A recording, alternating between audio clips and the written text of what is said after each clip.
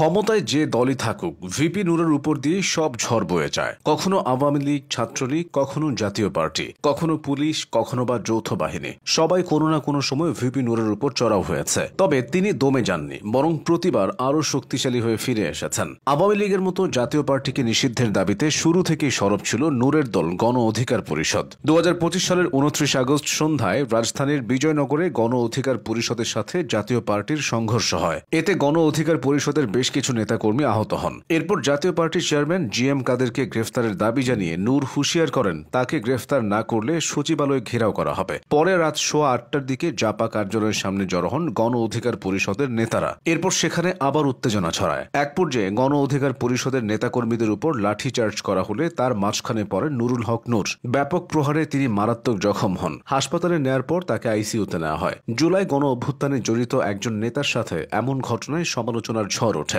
জাতীয় পার্টির আগে 2025 সালের জুনে বিএনপির নেতাকর্মীদের কাছেও হেনস্থার শিকার হন ভিপি নূর। 13 জুন পটুয়াখালী জেলার গলাচিপা উপজেলার চারকাজল ইউনিয়নে স্থানীয় বিএনপি এবং গণ অধিকার পরিষদের কার্যালয় ভাঙচুর ও দফায় দফায় সংঘর্ষের ঘটনা ঘটে। এতে নুরুল হক নূর সহ অর্ধশত মানুষ আহত হয়। পরে তিনি গলাচিপা উপজেলার পাতাবুনিয়া বাজারে গেলে সেখানে তাকে অবরুদ্ধ করে রাখে বিএনপি নেতাকর্মীরা। অতীতে আওয়ামী লীগ আমলেও নুরুল হক নূরকে বারবার হেনস্থার শিকার হতে হয়েছে। 2019 সালের ঘটনা। নুরুল হক নূর তখন ঢাকা বিশ্ববিদ্যালয় কেন্দ্রীয় ছাত্র সংসদ তথা ডাকসুর নবনির্বাচিত ভিপি। সে বছর 12ই মার্চ সহকর্মীদের নিয়ে হাসপাতাল থেকে ঢাবি ক্যাম্পাসে আসেন নূর। TSCতে সাংবাদিকদের সঙ্গে কথা বলছিলেন তিনি। এ সময় মিছিল নিয়ে ছাত্রলীগের নেতাকর্মীরা ডাকসু নির্বাচনে কোটা আন্দোলনকারীদের প্যানেলের সদস্যদের উপর চড়াও হন। তারা ছাত্রলীগ নেতা শোভনের অনুসারী ছিল। ছাত্রলীগ কর্মীরা সেখানে কয়েকজনকে প্রহার করে এবং স্লোগান দেয়। একই বছর ঈদ উপলক্ষে পটুয়াখালীতে নিজ বাড়িতে গিয়ে বিপাকে পড়েন নুরুল হক নূর। 2019 সালের 14 আগস্ট পটুয়াখালীর গলাচিপার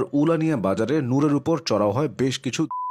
এ সময় নূর ছাড়া তার সঙ্গে থাকা আরও 5 জন আহত হন। তাদের অভিযোগ ছিল এই ঘটনায় আওয়ামী লীগের স্থানীয় নেতারা জড়িত ছিলেন। ভিপি হয়েও নিজ ক্যাম্পাসে একাধিকবার প্রহারের শিকার হয়েছিলেন নূর। 2019 সালের ডিসেম্বরে ডাকসুর কক্ষে বাতি নিভিয়ে তাকে আহত করে মুক্তিযুদ্ধ মঞ্চ। ভাঙচুর করা হয় ডাকসু ভবনের জানালার গ্লাস, ভিপির কক্ষের কম্পিউটার, চেয়ার সহ বিভিন্ন আসবাব। ছাদ থেকে ছুঁড়ে ফেলা হয় ছাত্র অধিকার সংরক্ষণ পরিষদের 2 জনকে। সেই ঘটনায় জখম হন ভিপি নূর, তুহিন ফারাবি সহ অন্তত 30 জন। ছাত্রলীগ সেই ঘটনায় সরাসরি অংশ নেয় বলে অভিযোগ ছিল নূরের। এবারের ঘটনাটি 2021 সালের। সে বছর 17 নভেম্বর আব্দুল হামিদ খান ভাসানীর প্রয়াণ দিবস উপলক্ষে নূরের নেতৃত্বে গণ অধিকার পরিষদের নেতাকর্মীরা ভাসানীর মাজারে শ্রদ্ধা জানাতে গেলে বিশ্ববিদ্যালয় ক্যাম্পাসে তাদের উপর চড়াও হয় ছাত্রলীগ নেতাকর্মীরা। সেখানে লাঠি, হাতুড়ি ও লোহার রড দিয়ে করা হয়। এতে নূর সহ কয়েকজন আহত হন এবং নগদ টাকা ও কয়েকটি মোবাইল ফোন সেট ছিনিয়ে নেওয়া হয়। এই ঘটনায় সে সময় থানায় মামলা করতে গেলেও মামলা নেওয়া হয়নি। ছাত্রলীগের কাছে যতবার তিনি হেনস্থা হয়েছেন প্রতিবারই প্রশাসনের এমন নীরবতা ছিল। শুধু লাঞ্ছিত করে নয়, মিথ্যা ও বানোয়াট মামলা দিয়েও নুরুল হক নূরকে অপদস্থ করার চেষ্টা করা হয়েছে বহুবার। তবে সেসব করেও লাভ হয়নি। কোটা আন্দোলনের সময় নিপীড়ন করলেও তিনি ছিলেন অটল। এখনো ভিপি নূর আছেন সেই আগের মতোই অনড়।